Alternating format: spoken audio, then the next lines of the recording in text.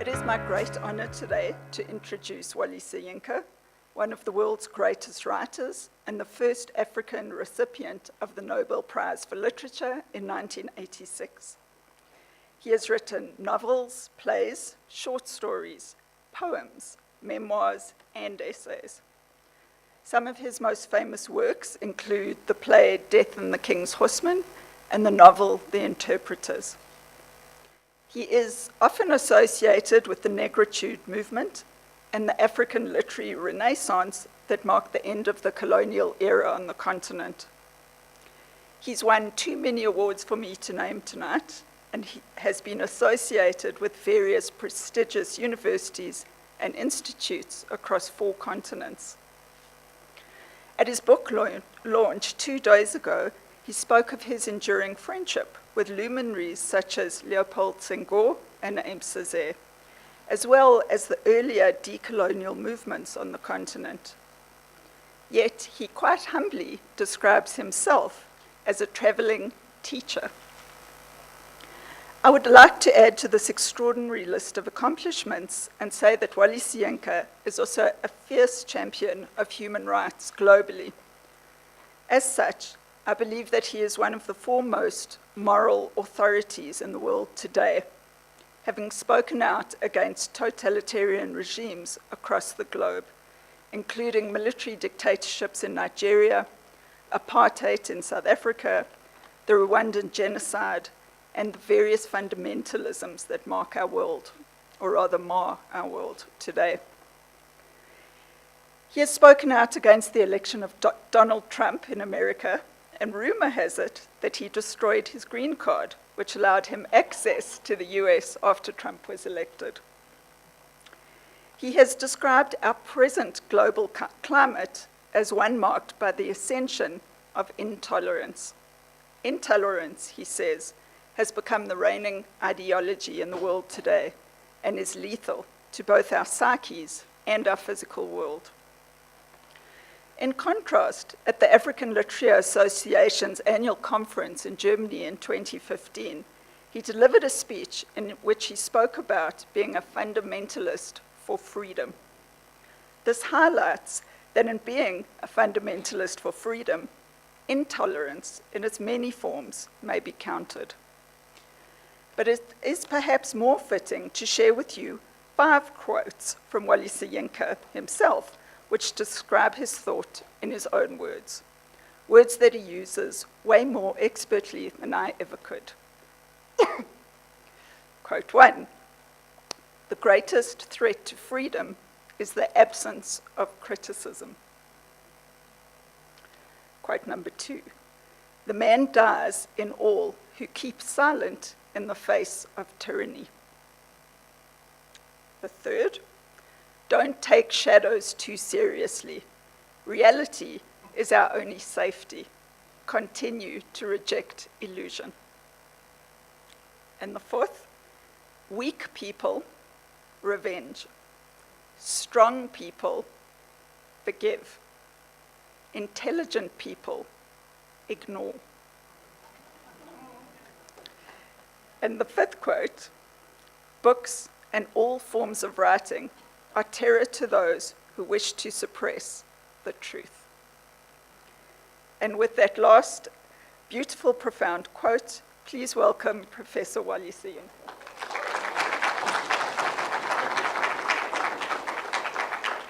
Thank you.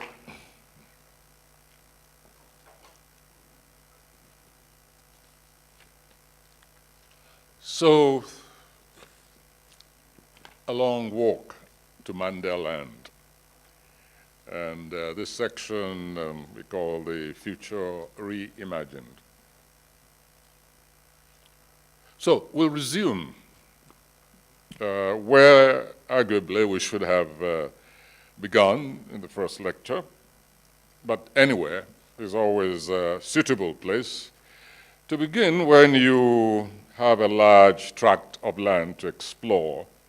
And this yet undemarcated Mandeland is indeed a vast terrain, even to merely contemplate how much to begin to traverse. However, in our last encounter, I hope some of you were there, I did promise to reveal the genesis of our umbrella theme, and thus I'm left with no choice. Additionally, we find ourselves unexpectedly thrust into what has been designated as the century of the birth of Mandela, this globally appropriated phenomenon. Well, that genesis is easily disposed of. There's nothing particularly startling about it, I'm afraid. But it is a genesis that is not unrelated, in fact, to the umbrella rubric of the series itself.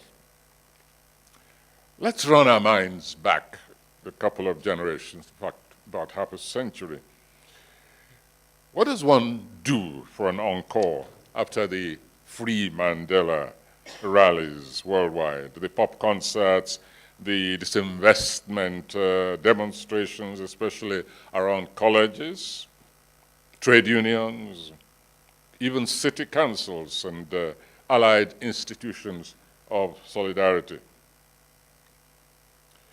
It was a strange phenomenon at the time anyway, and for many of us, an unprecedented surge of universal oneness, an unrestrained galvanizing of untapped human solidarity that seemed only partially unleashed in appearance. And it seemed to beg at the time for harnessing in some kind of formal way.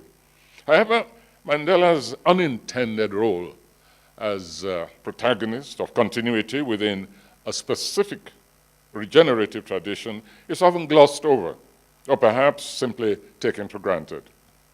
And yet, that sense of continuity is a valuable asset that we shouldn't lose, much too good to waste.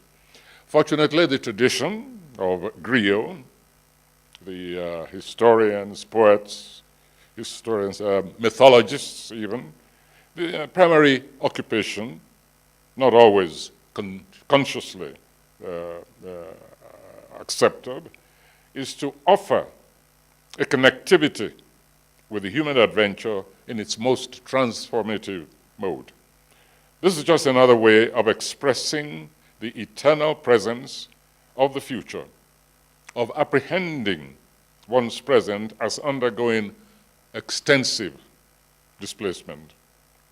Regarding Mandela himself, one assessment few will deny is that of the many historic figures who have dedicated their lives to that unscripted task of, well, let's just say, simply say, futuristic projection, few approach the inspirational impact made on world imagination as he did, making that world rethink its givens and imagine its transformative potential.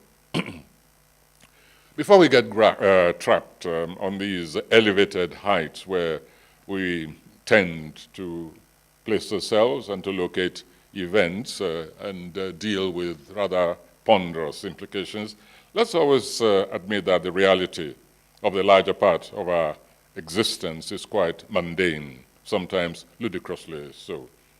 The word Mandeland itself, slyly evoking idyllic vistas, was born of simple frustration.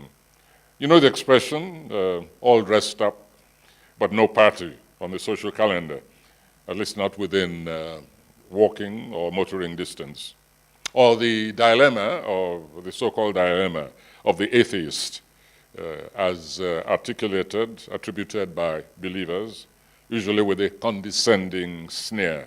Now, the atheist feels an overwhelming sense of gratitude, but has no deity at whom to exhale with a contented sigh, that familiar, thank you, Jesus, or its equivalent, thank you, Shiva, thank you, Yemoja, thank you, Buddha, etc., whatever deity happens to be reigning in the locality. Now, so try and imagine a state of mind in need of an outlet at the passing into the ancestral world of a rare combination of physical embodiment and symbol of socio-political virtues and a humane as well as combative will. Some deaths, we know, are not causes for, are not a cause for grieving, but in fact for celebration. So there we were, stuck in far-off California, Loyola Marymount University. We could not even contemplate invading South Africa for his funeral. In any case, he wants to be crushed by the sheer weight of omnipotentialities assembling from all over the globe. So we threw, well, not quite a party, but let's say an improvised feast in place of the normal salami and dry biscuit lunch break on the garden balcony of the faculty with a liquid menu that was principally from South Africa, just bought round the shop corner. Fortunately, there's plenty of South African tipple there. One brilliant idea led to another. Aided and abetted by, I suppose, the generous flow, the idea was mooted. Why don't we do a reading of poems in his name, in his memory? No sooner thought than planned, no sooner planned than executed. The reading, equally lubricated, appeared to have been a triumph. So, the next step, why not a CD recording, limited edition, and strictly for internal consumption? Someone knew of an untenanted studio, just teetering on the brink of bankruptcy. Volunteer readers were not in short supply. I took on personally the onerous task of auditioning them all and failed them one after the other, leaving myself the sole contender. Don't forget, I'm a thoroughbred Nigerian. The director of operations was 100% with me. He had no choice, being a fugitive from Ethiopia, whose immigration and his immigration visa was quite shaky at the time. He was a fugitive. I don't think up till now, he has proper residence permit. But anyway, he'd confronted Mengistu before and lived to tell the tale. So he was director of operations for the recording. He was no pushover, however, but when confronted with the Nigerian had to have his way. So finally came the problem of how to title the performance. And you know, you're all schooled in the process of association of ideas. That linkage took over. I'd already published a collection of poems called Mandela's Earth and other poems. Lurking in the back of the mind was another collection, This Earth, My Brother, by the Ghanaian poet Kofi Awuno, of whom more later in a tragic mode. The resultant word flashed across the mind, and Mandeland replaced Mandela's Earth, taking us from the archetypal, if you like, Earth, to its socialized and modest entity, more modest entity, land, Mandeland, and the evocation, hopefully, of a laboring sense of brotherhood, organized humanity, located nowhere and everywhere. So, Mandeland it was by spontaneous accord. And it comes with a number of apologies, quite apart from its not claiming, just in case any one of you runs across the CD, not claiming to be a most beautifully executed project. It was done very quickly, neither in terms of reading nor recording. Remember, this is after quite a bit of lubrication, but we try to be in control. Circumstances also dictated that we should do it very quickly. The studio was, as I said, virtually on the verge of being repossessed. And we plead guilty to any sort of shortcoming in the recording, guilty in advance, especially to those whose poems we pilfered, didn't even bother to write them to request copyright. Only mitigation is that we've never sold a copy, not a single copy. But I'm also too terrified of the censorship of the ancestors to deny that we might have done a bit of African trade by barter with some of the records. You know, in exchange for your reading, on another occasion, you can have a copy. And of course, we also made sure that some were available as prizes for school children in some literary competitions. They prized those disc CDs far more than any monetary compensation. All that was comfortably entertained. Expectation is that in fact we will do a far more beautiful, more professional copy, this time with multiple voices, and of course making sure that we obtain copyright from the extended family of readers. So all that was done. We attained what the Japanese call Satori in naming the disc, Mandeland. And all that is left is for this victim to be able to explain why, in the first place, Mandeland. It's a long story, but we'll try and keep it short. Why don't we begin with the script on the disc, on the sleeve of the disc itself. This is what we wrote. When he lay dying, when he lay ill, battling mortality, his lifelong friend and comrade pleaded with his countrymen and women, and indeed the entire world. He said, it is time to let him go. How wrong he was. The world is in no hurry to let Mandela go. And so we hold him suspended across that invisible realm where avatars reside. Some have even called him a messiah come through the prison gates. No, the world does not need a messiah. And in any case, the very notion was anathema to him. Let it suffice to think of him as something of a miracle. Add him to a modern pantheon of rare species, the makers of new histories, bearers of new visions. Mandela was a pointer to possibilities of transformed humanity and of a spare breed who offer us a glimpse of the depthless fount of universal compassion. It is that nature preserve of his passage, stretching now into the ancestral realm, that I have designated Mandeland. But that, of course, still leaves the question, where? Or perhaps, more realistically, whereabouts? I shall invite us all, then, to visit our childhood. Perhaps even in recent times, you've been sufficiently lucky as to come across some of those illustrated children's books where a child stands gazing wistfully at some invisible object miles away, perhaps beyond an intervening hill. We do not see that objective, since it's always induced in the context of a Never Neverland. That may sound pessimistic, but no. Never Neverland is one of those contrary expressions that actually denote the opposite, a conviction of its existence despite being invisible. So the child sets off anyway.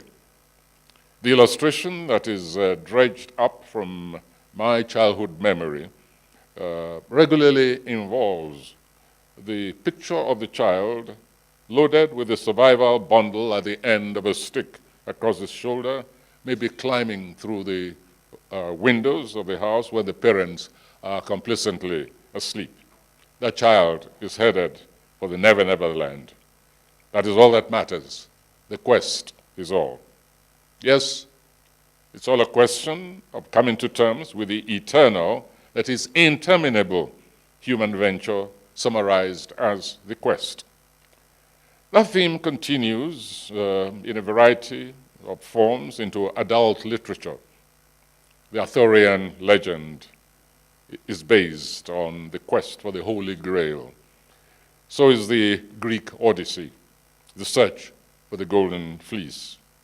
William Butler's Arion, a title that is merely spelled nowhere backwards with the displacement of two letters, just two letters, is again of the same urge.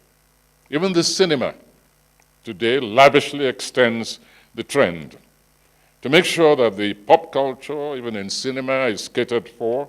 For instance, what other impulse guides the creation of Star Trek, or closer to terra firma, the Indiana Jones series, always looking for that mystery box. We may even include the myth of the Philosopher's Stone, which preoccupied the European world from the medieval times all the way through the Elizabethan period, even into the Enlightenment, the Philosopher's Stone, which is supposed to solve everything. The quest is embedded in the traditional law of most societies, where the exercise of the imagination is placed at the service of community. An example, for instance, is Ogbojo Ode Ninu Egbe Rumale by Dio Fagnoa, the Yoruba novelist, which I translated into The Forest of 1,000 Demons. Examples are limitless. However, to terminate the cycle of human development where it begins and where I choose to commence this exposition in childhood. The child is inducted into wisdom through a rather cruel exercise, which we might term the search for the arodon. I'm now back to Yoruba culture. We shall have cause to encounter this metaphor, the arodon, again and again. For now, let us simply stand for the theme of the quest. But let us admit it. Like millions still all over the world, the personality of Nelson Mandela remains to indulge in yet another contradictory phrase, an open enigma. I confess to have been obsessed by his person for ages, over and above other African or African, American, and Caribbean liberation figures you care to name. And there I'm thinking of Malcolm X, Sojourner Ruth, Martin Luther King, King Christophe, or Toussaint Louverture, and others. Indeed, I thought that a meeting, physical meeting, at long last with Nelson Mandela after his emergence, would eventually exorcise his hold. But no, the opposite was the case. We did meet numbers of times, but my fascination with that, the essence of his being, merely increased with every meeting. Let me stress, however, that it has never been an uncritical or unqualified fascination. Fortunately, as pointed out already, I'm merely one of millions who suffer the same affliction. Take, for instance, just to illustrate this universal fascination with the man, just the last quarter of this past year, I found myself recipient of a list of questions for a written interview for an event in Pordenone, Italy. Ever heard of Pordenone? Well, it exists. A small town in Italy with at least 2 major cultural festivals dedicated just to creativity. So ahead of this arrival to join them last year for an award, the journalist sent me a questionnaire as alternative to a telephone interview. I don't know if you've ever tried to conduct a telephone interview from Nigeria to anywhere in the world. You know it's better to do a written interview. Well, out of 15 questions, 6 involved Nelson Mandela.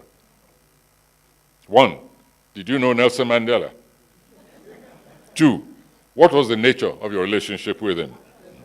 3, what was he like as a person? 4, when did you first meet? 5, how did he inspire you? Etc. 6 out of 15. And this was nearly 10 years after his demise. The journalists knew, of course, that I was a Nigerian. Consider the range of pressing questions, issues from Nigeria alone that they could have asked. The depredations of Boko Haram, religious fundamentalism, the yet missing Chibok school pupils, the continuing restlessness in the oil-producing regime, the rampage of herdsmen across various areas of Nigeria, and the unprecedented rage of ethnic cleansing going on, etc., etc. An accurate description of which my own government, I'm talking about that last item, ethnic cleansing, which the government refuses to accept, is taking place. Other questions such as, for Africa, has a national ruler called Jammeh really found the cure for AIDS, HIV/AIDS? Has he really begun to cut off the heads of homosexuals? Did he really attempt to defy the collective pressure to quit power, even pressure from his peers in the West African organization known as ECOWAS? How did the people manage to get rid of him? Oh, since they knew I was now attached to a South African institution and was a Nigerian, I expected a concern about my survival prospects in the streets of Johannesburg. Questions such as, aren't you afraid that you might be lynched, necklaced, and set on fire? You know, a few questions, simple questions of a seemingly xenophobic outbreak. None of this, I'm afraid. Everything was about, well, most of it was Nelson Mandela. I felt jealous. Of course, from Nigeria, there were one or two questions. You can guess, something like, how are you doing with corruption? Very, very annoying question, because it's so untrue. There's no such commodity to be found in Nigeria. Then, of course, there were other global questions, issues they could have asked. You know, one, for instance, maybe concerning a mason building walls all over the place. One, Donald Trump, in his latest esoteric profundities from Tweetland. Nothing of that. Then another nightmarish issues, such as, for instance, his Danse Macabre with the dictator of Northern Korea. And maybe, you know, ask questions, how's the Mexican war going, et cetera, and then maybe, is it really true that the Danse Macabre between the man from Pyongyang, whatever his name is conducting, that is about to transform into a love pas de deux, you know, that ballet expression for a love duet on the stage? Is that really happening? Because there were already rumors that such an event might actually take place. Miracles do happen, you know.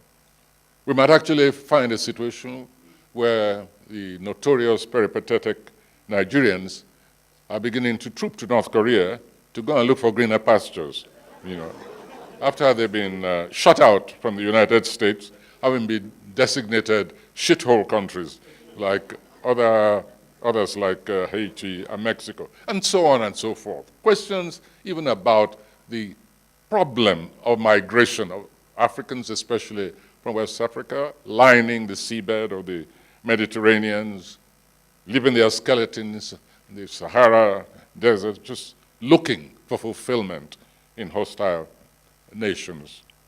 No, concentration was on Nelson Mandela. Oh, I nearly omitted recent spasms of internal questions discussing what I call moral positioning among African nations generally, including South Africa. Questions such as, is it really true that a sitting head of state in Africa was taken to court, charged with misappropriating money from the treasury, not only taken to court, found guilty, and forced to refund millions he had used to modernize his very simple palace? Questions like, is Julius Caesar come alive, saying out of Africa there is always a miracle, something interesting happening? Well, if Caesar had been alive, he probably would have turned northwards and said, did you say it was happening in Nigeria? Maybe it will get to Nigeria sooner or later. We must all learn to retrace our steps and pick up lessons even from unlikely places. But what happened when I finally even arrived at this village called Pordenone, the village from which those questions emerged? Just this small border town with Austria, no bigger than my own Ake sector of Abeokuta, which is a sector of Ogun State, which is a sector of Nigeria, famous for nothing more than an aerated refresher called Prosecco, yet they knew all about Nelson Mandela. They're not even permitted to call that stuff champagne, but they knew about Nelson Mandela and wanted to ask questions about it. And it wasn't just idle curiosity. They asked those questions with a fervor, as if the meaning of their lives depended on what answers I gave them. I continue to stress this to Africans because very often we don't really understand what we have or what to do with what exists. And I'm speaking of beyond erecting beautiful and deserving foundations and galleries to them. But I'm talking about internalizing the possibility of a phenomenon. As earlier considered, little is ever original or stands isolated in the world of creativity. Writers, and indeed image makers, feed on one another. And in any case, reimagining a future inevitably also casts a thoughtful or referential look over the shoulder into the past for instruction, especially when we observe that that possible future is being shortchanged by some of those anomalies, contradictions, intolerables, such as I've listed as questions that I was not asked, but which I expected. And in that context, it is in that context that I go back to the name of Kofi Awuno, whom I said contributed by association to the title of this lecture series, as well as to that record. Not just Kofi Awuno, a number of others like him. I remember, I think, for instance, of Tahar Jaout, the last summer of unreason, for which I had the honor of writing unusually a foreword. One, Kofi, I'm talking about shortchanging even material resource. One, Kofi was cut down in the malls of Nairobi by the bullets of a different kind of visionary, different reimaginer of the future, called Daesh or Al-Shabaab, or in combination. Daesh, I prefer that word, by the way, because it's pejorative. It's what the Arabs themselves used for the so-called ISIS, and my equivalent translation is toxic waste. Other visionaries exist, people like Answar Dean, for instance, who, if he'd had his way, would have burned down the libraries of Timbuktu, destroyed every single library, and possibly cut off the head of scholars. The field of imagining the future, because don't forget, they're also trying to reshape the world in terms of their own imagination. So the field of reimagining the future is unfortunately a wide open one. It accommodates both demons and angels, progressives and reactionaries, feudalists and republicans, philanthropists, as well as chronic accumulators. But of the totality, in my view, those impelled by messianic complex, and this is where the contrast is with the man whom we're celebrating, those inspired by messianic complex have been the most devastating in the undermining of the human direction for as long as history was written. That apocalyptic strain seems certain, alas, to remain with and convulse the world for as long as humanity continues to populate the globe. Our task as creatures endowed with volition is to choose in freedom whose imagining or reimagining we believe is best suited, not only for the continuity of the species, but for the continuing elevation of the quality of existence in the here and now, not in any inaccessible zones of revelationary determinants. Anyone can dream the realm of human salvation and the glories of afterlife. But we, on our part, insist that dreams, fantasies, delusions, delirium, hallucinations, or revelation provide no common grounds for the verification of any phenomenon, much less for the extraction and imposition of absolutes. Thus, revelation, by any name, cannot be granted validity for regulating the lives or redesignating a future for any society, much less the entire gamut of humanity, and much less for the determining of who lives and who survives. Yes, while it is difficult, though not impossible, to imagine a world without religion, we can at least insist on imagining our world outside the purview of religion, especially religious extremism. There are parts of the continent, including this very sheltered space, comparatively sheltered, which were even evoking a distinction such as I have made, may sound strange. For others, however, I'm afraid it's a widening swathe of the continent in the toils of life and death. A life and death choice over which our humanity is compelled, sooner or later, to take a collective stand. While we cannot take the faculty of imagination from any human being, indeed, while we are bound to recognize that, as we began by outlining, any task of transformation actually must begin with the exercise of imaginative projection. We must, at the same time, however, contest any supervening claims to the monopoly of such powers of both imagining and of transformation.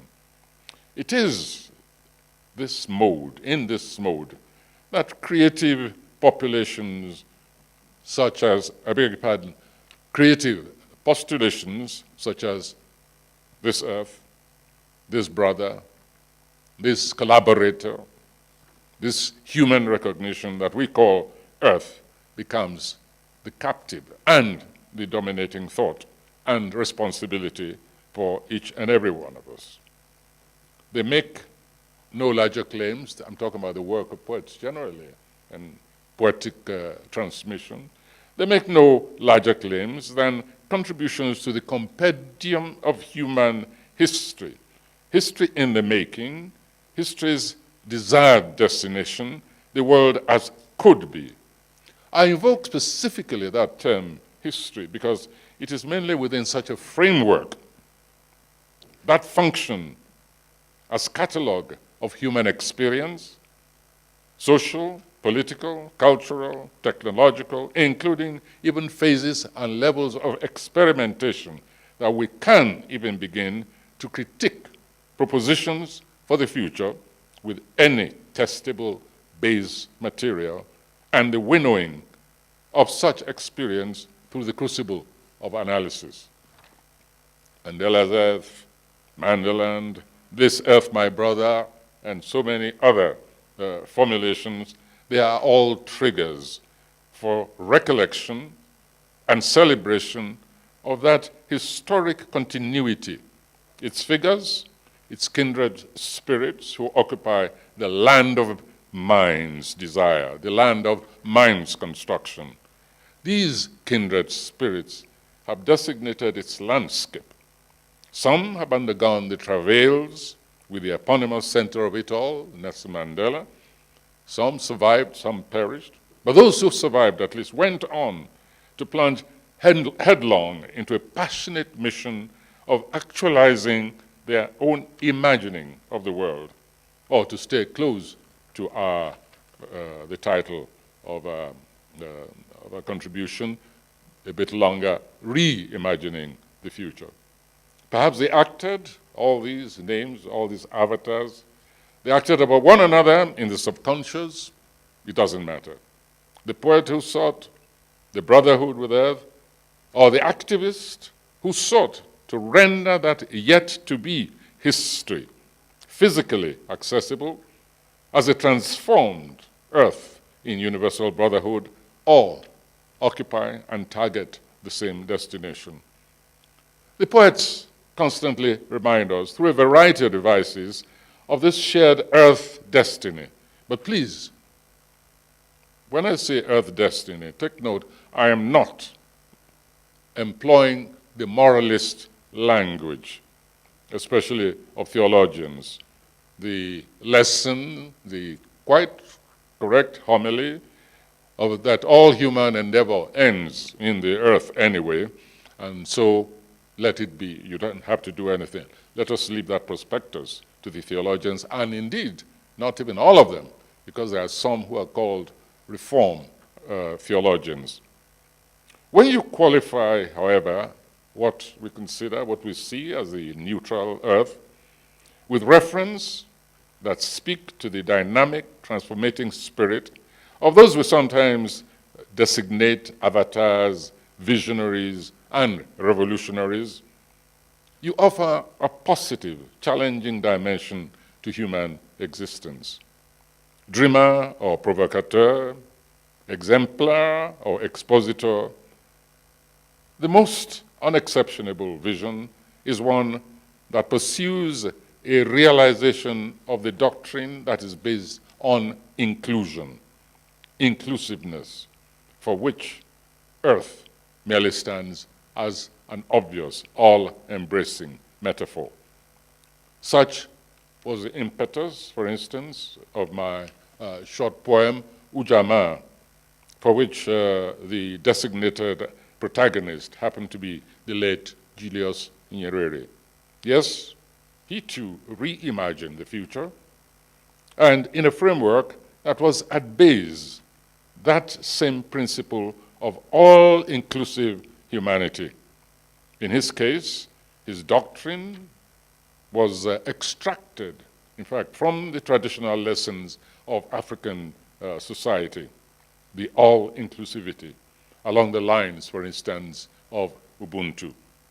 We are not concerned here with whether or not attempts to implement such visions ended in success, in failure, or partial success. What inspires is the rejection of stasis as the human condition. And so, in this direction, I added my own plea for vitality and renewal of this earth in the lines I read: bread of the earth, from the earth, for the earth is all people.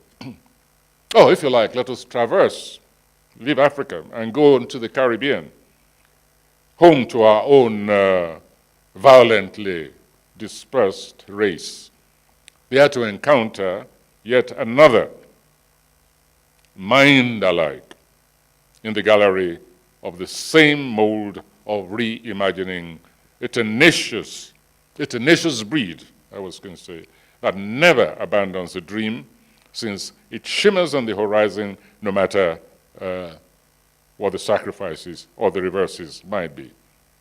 Here comes Fidel Castro, another lately departed.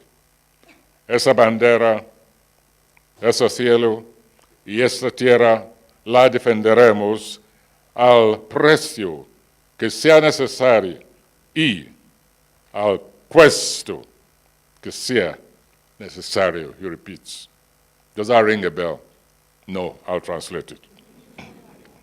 This flag, this sky, and this earth, no matter the price and no matter the sacrifice, we shall defend it. Fidel Castro reviewed the past, read the present, and recast the future. He also read the sacrifices and spelt them out without sentiment. And he lived his reading. Sorry, something I can't remember. Yes, the hills, I beg your pardon, the hills of Sierra Maestra.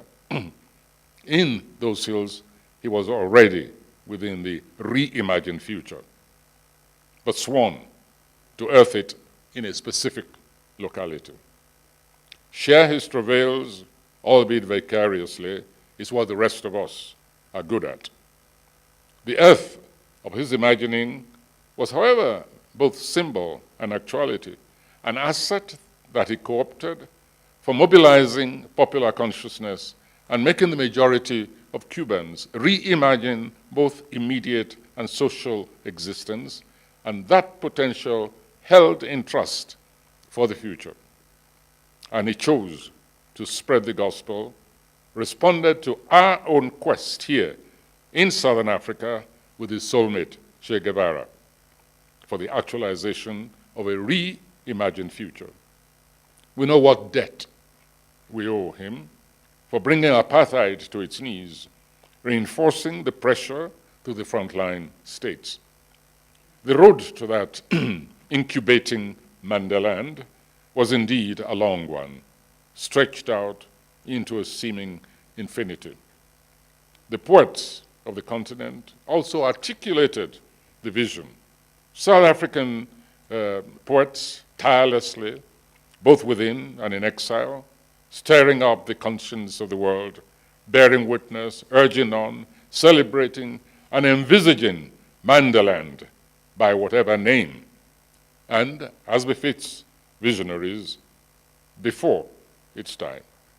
That is the basic crime of which they stand, all those writers and artists. The accuser have merely changed color. The accusers have merely changed color. They bear the same name and the same identity. It is known simply as power. It is so ironic that within the continent itself, when we read the fate of those who took up the cry in their time, their portion at the hands of their own leaders, be they Mobutu, Sese Seko, Bedel Bokassa, Miriam Mengistu, Idi Amin, etc., most notoriously, and the rest of that company. But behold, but how? A new breed refuses to be silenced. And this is the turmoil that Africa is undergoing today. But the combination, the real heirs to the Bokassas, ironically, real heirs to Idi Amin's, to Miriam Mengistu's today, are those we have designated the messianic hordes, bent on actualizing their own vision. Murder Incorporated has merely shifted clothing. It reminds one of the lament of that pre-perestroika poet, Osip Mandelstam. Just remove one word, change Russia to Africa, and you get the lament, the caustic lament of Mandelstam. He said, but I say, changing the name, only in Africa is creativity respected. It gets people killed, is what Mandelstam said, and how true of many creative people on the African continent today. It is so ironic and grotesque that religious fundamentalists have replaced murderers like Miriam Mengistu, who, however, flaunted a book of revolutionary ethos. It's one of the most grotesque ironies that one can ever think of. However, in spite of the power mongers, in spite of those who are willing to associate and even form alliances to bedfellows of the most unbelievable contrast to their own ultimate destination, Africa continues to survive. It's a pity that warnings such as Ossip-Mandelstam's are not really printed on walls of cities, culverts, on hoardings, etc., etc. It's a pity, but it's also understandable, because society in transformation cannot really bear bad news. It needs affirmation all the time. It's in the words of that ancient song, accentuate the positives. And so hardly in any society will you find, with the same frequency at least, lines like only in Soviet Union, only in Asia, only in Australia, only in Europe, or wherever is poetry respected. It gets people killed. What you find instead, however, are exhortations for the transformation of the society. And this is as it should be. When I visited Cuba, during that period of revolutionary turmoil, just after the actual overthrow of Batista, when society itself began to reform itself internally, as opposed to directing its energies against an external enemy, what you found everywhere, of course, were appropriately lines of exhortation. I translated one of them in a portion of the one I just read to you into easily remembered mantra for services whenever I found myself in tepid versions of what people like Mandela underwent. I'll just recite to myself an extract from that. This earth is ours, and the skies and the seas, the hills and the valleys, we shall defend. I love the sound of defenderemos. Whatever happens, we shall defend them. This earth is ours. That was the impulsion that really mattered when we consider societies in revolutionary convulsion. So, yes, this earth remains the ultimate destination, and that here and now of the material assurance of existence is where Nelson Mandela directed our gaze. Otherwise, why not simply yield that bequest to land predators, whoever they are, wherever they are, whenever, even if they overrun villages, massacre the occupants, burn them down, burn both farm and habitations, to ensure that the occupants are so terrified that never dream of stopping to defend their farms, their habitations. Even as we speak now, right now, the death toll in certain parts of Nigeria, on an average, runs to 50 daily of the massacre of innocents. Not those taking arms, no. We're speaking just of ordinary peasants who've lived for eternity in those areas. To fully appreciate the grotesque reversal of history, simply consider the Boers and British in these parts from across the waters, who in their turn burnt, pillaged, and herded the autochthons of this very soil into diminishing enclaves in the hinterland. Yes, we need to learn the habit of substitution, to grasp the enormity of the irony that has displaced the external history of this African continent. A number of questions immediately and legitimately surface regarding Mandeland. One is, how do we know when we have arrived there? The indicative approaches, such as we have outlined so far from time to time, are already implicit in the foregoing. Indications where a wrong turning has clearly been taken or is being taken. But that still leaves, how do we know when we have actually arrived at that magic destination? Legitimate, but wrong question just the same. All we can do is check the signposts at every turn. then make a choice. How can we claim that we're there when the man himself made no such claim, never considered himself the embodiment of a people's utopia? I never heard him once mention the possibility of utopia, although, of course, I stand to be corrected. I believe he was too pragmatic a being to delude himself of the possibility of such a place. However, he did offer signposts, and he called attention to deviations from such designated paths, even among his own peers, his fellow African and other leaders. And so it is up to us to make our adumbrations here and there. Governments will speak of 5-year plan, 10-year, 20-year development plans. They will place emphasis on nation, on gross national product, economic distribution, employment statistics, health, etc., etc.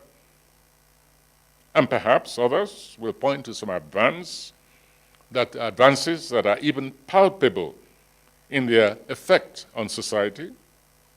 Acknowledging such is always a relief for people like me.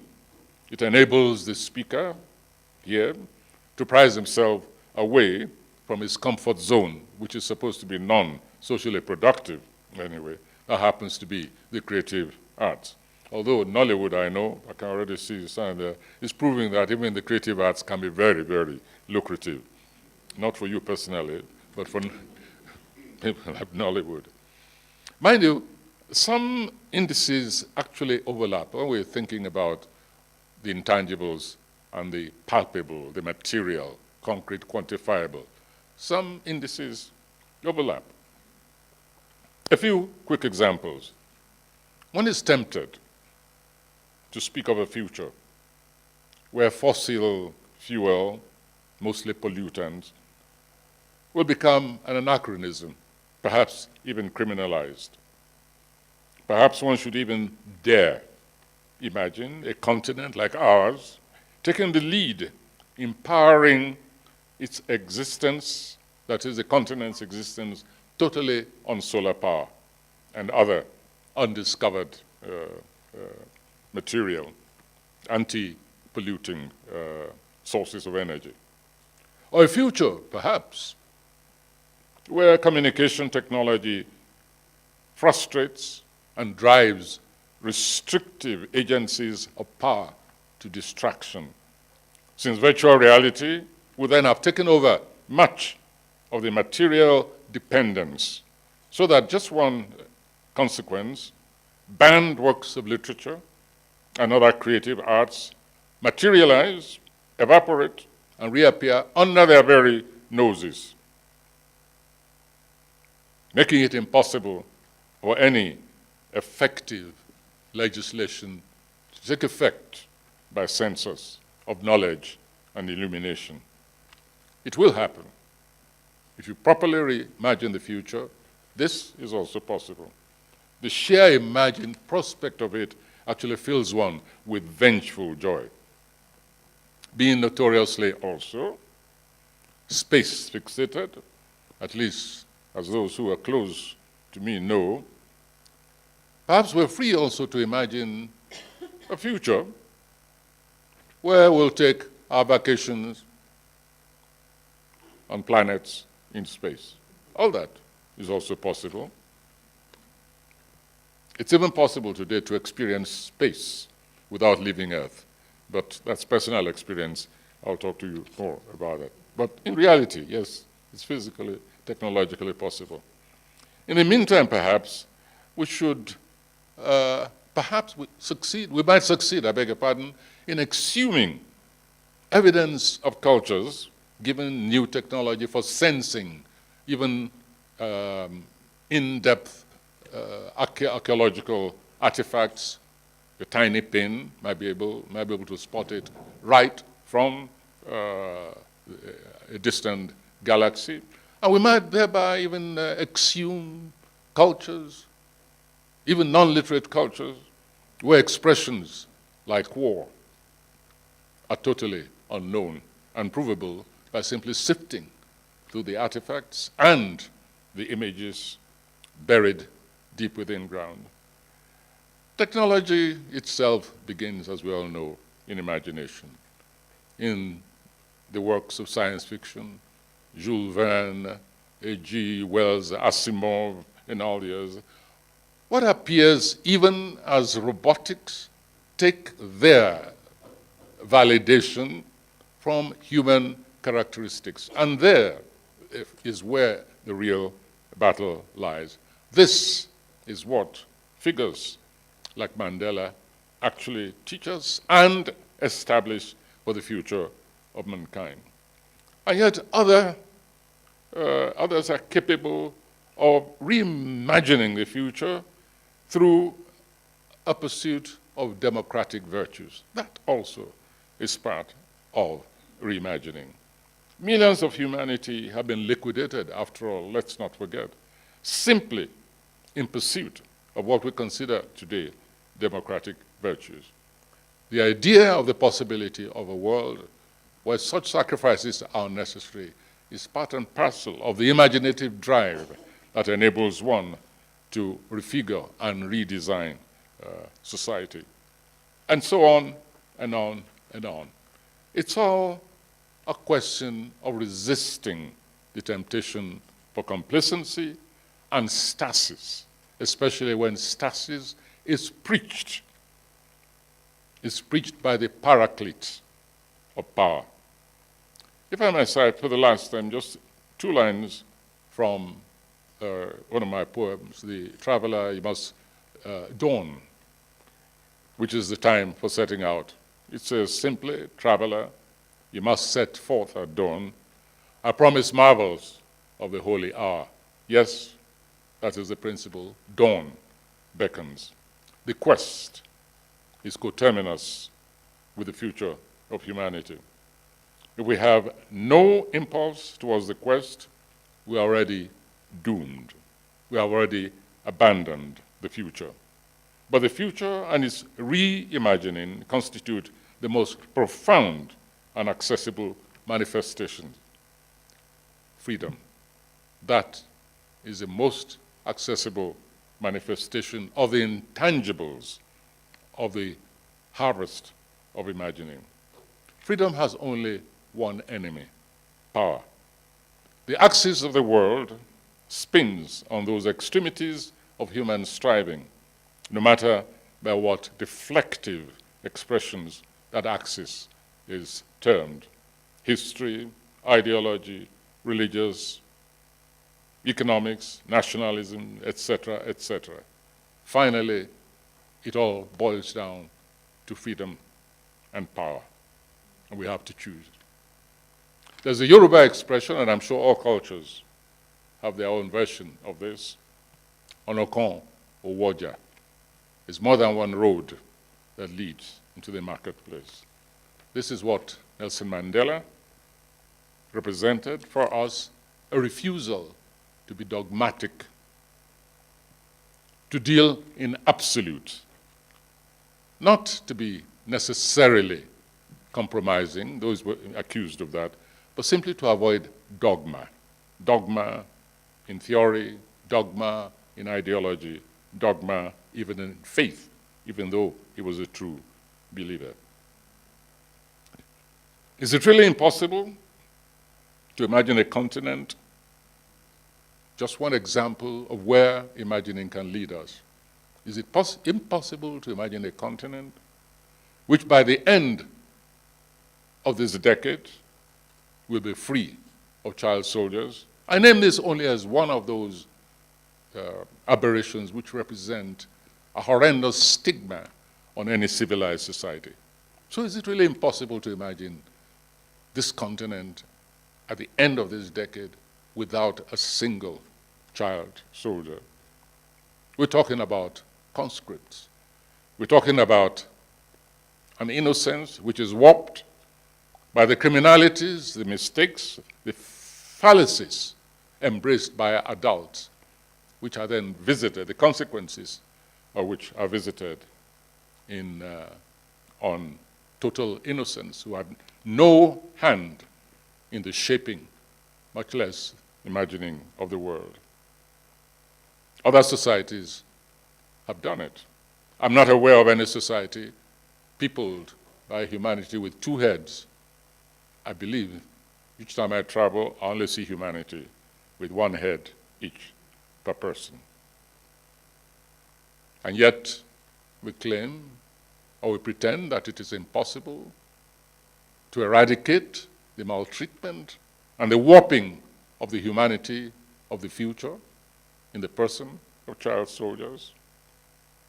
By now, as a valid entry into Mandeland, from this purely illustrative, there are thousands of others, but this purely illustrative perspective, one of the valid entry points into Mandeland is the total eradication of that very notion of the child soldier. But I can still hear the question, the complaint, yes, yes, yes, yes, yes. But what is Mandeland? I shall simply respond that it is the Never Neverland of both innocence in its purity and wisdom in history, a place where youth is not dehumanized. Never Neverland, and I repeat, it is not a negative expression, but in fact a spur towards the quest of discovering the ideal. We seek ideals in as widely divergent places as, and sometimes ironic, unthinkable places, like Syria, even in Syria. In other places, calmer, like Kazakhstan, where the quest for human development is embedded in constitution and in government policies, we seek this undemarcated space of this quest. It shares borders with countries like Cuba, where we encounter also contradictions and idealism alike, even till today after the revolution. We find result, the harvest of the quest on our continent with all these pains, all these disasters. And it is possible to imagine a future where instead of receiving news of the bodies of our fellow Africans lining the Mediterranean, it's possible to imagine even a reverse armada of immigrants heading back to the black homeland, not being sucked downwards in their hundreds into the seabed of the Mediterranean. The road to Mandeland is not, however, gloomy or even over solemn, plastered with humorless homilies on stainless steel hoardings. We shall encounter on the road both the graffiti of iconoclasts as well as bouts of self-deprecation, a readiness with the needle that deflates human afflatus and thus collapse the tumor of egotistical power. Let me offer an example, a proof of that, in memorable print. That proof was enacted in a halfway house in South Africa, where a generation-old prisoner on parole, about to settle down to a long-forgotten breakfast treat, saw the plate of delicacies, grilled bacon, scrambled eggs and tomatoes, toasted bread, mushrooms and sausages, about to be snatched away by his solicitous guardian. That conscientious nurse was fearful that the sudden richness might kill his ward after 27 years on dry diet on Robben Island. So he tries to snatch the plate away. What does our prisoner do? He tackles the well-meaning warder, retrieves his aromatic plate, protesting, "I don't care if it kills me," and proceeds to demolish the forbidden meal. Since I read A Long Walk to Freedom and came across that episode, I've sometimes considered doing a new version of my poem, No, he said. And I bet you, from my knowledge of Nelson Mandela, from our meetings, he would be delighted at the result. He might even prefer it to the solemn, combative, no, he said, which is what he said, his response, when he was given a conditional response. This time, it'd be, no, give me back my plate of sausages. It is the entire composite of this, plus the more illuminating passages of his life that really is revelational and a lesson to us. No pretense, he writes about this episode himself gleefully. Give me back that plate. I don't care if it kills me. What? After 27 years, I haven't seen bacon, and you want to take this plate away? No, sir. I want my plate of bacon. I may not get there with you, said yet another avatar, Martin Luther King, and he was referring to the Promised Land. But I've been to the mountaintop and looked over. No one, not even Nelson Mandela, claims that he had been to the Promised Land. No genuine avatar ever does. But they have glimpsed it. They have glimpsed it in imagination, and they, humans, with all their flaws, with all their courage, understand that the Promised Land is the land of humanity, not of rarefied, never angels. No, he said. And in so doing, I refer back now to the original no, he said, when he was offered this conditional release, and he said no. And he blazed a trail for us towards Mandeland. However, in recent times, yet another being has found her way to that path and said no. It is on the note of that new trailblazer that I would like us to end. This time it's no, she said. I'm taking you back to Dipcha, the village where the last crop of child soldiers, because when we speak of child soldiers, we're not merely talking about those who become combatants. They are conscripts. They are prisoners of war because they have been designated child soldiers. They are tortured. They are coerced. Some are drugged to the gills to enable them to carry out horrors. And I'm not talking about being strapped with bombs and herded into the marketplace. Some are actually genuinely brainwashed. They're effectively told the shortest way to Mandeland is that suicide belt. Others, however, have been totally brainwashed and no longer even know or care what they do. In this particular instance, yet another batch of conscripts was lifted from a village called Dipcha. Not long after, however, they were released, except one, because they were all required to convert.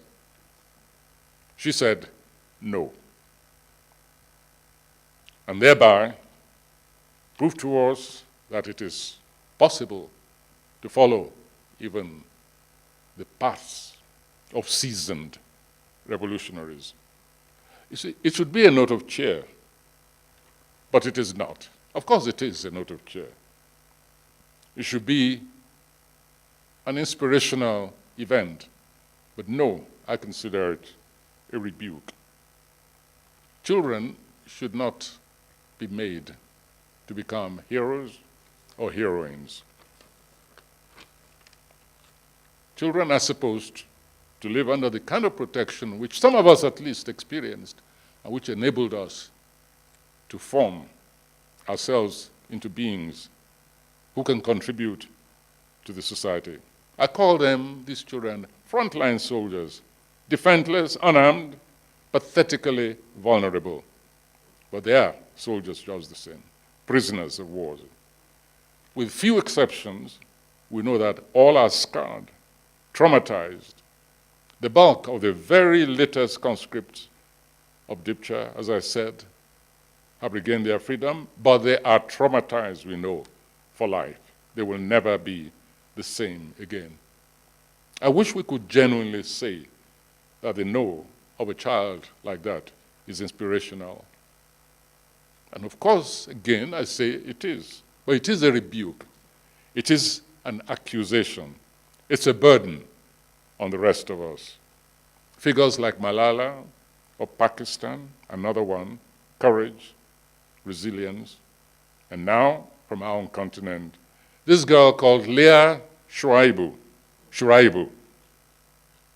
who celebrated her 16th birthday just yesterday or day before, the one who said no. Her act does not raise questions of one faith or another. No, it had nothing to do with religion. It's not a question of Muslim, Christian, Orisha worshipper. It is more profoundly like Mandela's, the expression and affirmation of the limitless dimension of the human spirit. Yes, indeed, humanity has relished and been sustained by that elevating no over and over again, even as we know that this is not how it should be. Humanity should not need either hero or heroine. Need we remind ourselves of that famous saying that goes roughly thus: unhappy the land that has no heroes, but pitiful the land that has need of heroes. Heroism is an abnormality, often an immoral exaction by undeserving and inhuman others, often a cruel, sadistic imposition. And when this act of affirmation is wrung from a yet vulnerable shoot, a mortal work in progress, so to speak, one who is yet distant from self-fulfillment, achievement, we know that it is a cowardly imposition and a declaration of failure on adult humanity. Children of Leah Shuraibu's tenderness should not be made to undergo such a choice. Their gaze should remain fixated, like the child I described at the beginning, on the Never Neverland of horizons of promise, not placed on the rack of life-altering choices of the negative kind. Their wistful eyes exude knowledge that what lies beyond that horizon is the future, the task of existence itself. They deserve their own reimagining of that future. Those who deprive them of that adventure are subhuman. Those who permit it have betrayed their very mission of being. Alas, it is yet indeed a long, interminable seeming road to that land that has no need of heroes, no need of Malala, no need of Shuraibu, no need even of Nelson Mandela. To sum up, there is where you will find that land called Mandeland. Thank you.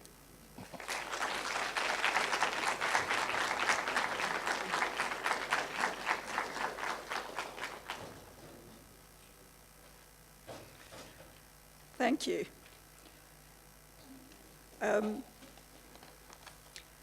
I just have a few points to go over from Professor Soyinka's speech. He's taken us on a journey, internal and external, through Mandela's role in a regenerative tradition on the African continent, and to what he calls the eternal presence of the future in a world of displacements.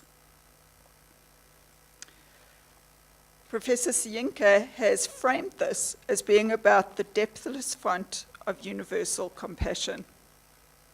which is a long walk, where the human condition is not about stasis, but is about vitality and renewal. This is the internal part of the journey he mentioned. And in the field of reimagining, the future is wide open. So Mandeland, or utopia, or perhaps in terms from 2018, Wakanda for Black Panther fans, is something to be thinking about and imagining. The next part of our program will be led by Daniela Demir, postdoctoral research fellow, who will be chatting to Professor Soyinka, as well as Thabo Jijana and Sindiswa Busuka Matesi. And I am going to hand this over to them.